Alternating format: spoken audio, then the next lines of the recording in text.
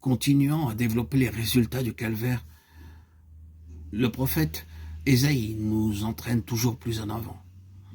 Et nous découvrons avec lui la magnitude, l'ampleur de la vision inspirée.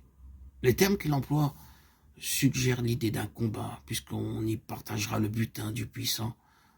Ailleurs, Ésaïe écrit « À quoi le butin de l'homme fort ou la parole du terrible lui sera-t-il arraché? Les justes retenus captifs seront-ils délivrés ?»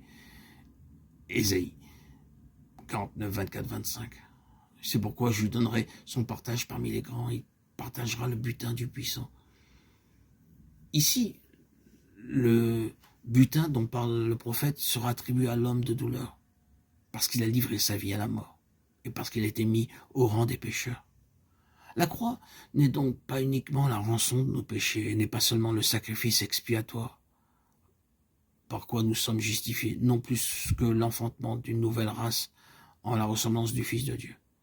Mais là encore, la rencontre suprême avec un ennemi redoutable pour la libération de captifs qu'il tient en sa puissance. D'autres passages concordent avec ceux d'Ésaïe que nous venons de citer.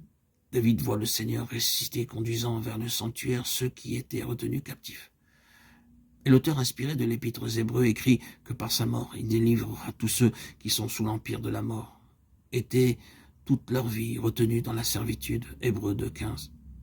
Enfin, il est écrit que le butin du puissant sera attribué au Christ, parce qu'il a été mis au rang des pécheurs. Le Seigneur nous a donné l'exemple de l'obéissance parfaite à la volonté du Père. Il a accepté. Il a bu la coupe de souffrance. Il a obéi jusqu'à la mort.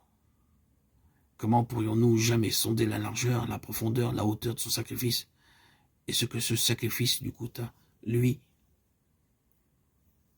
le saint et le juste, lui qui était sans péché,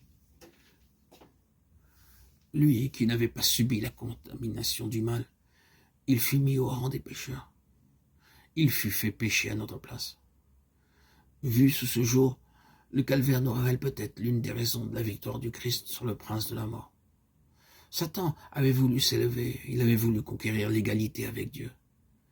Mais le Fils de Dieu, lui, s'est humilié, consentant à prendre la dernière place, celle des condamnés, des réprouvés.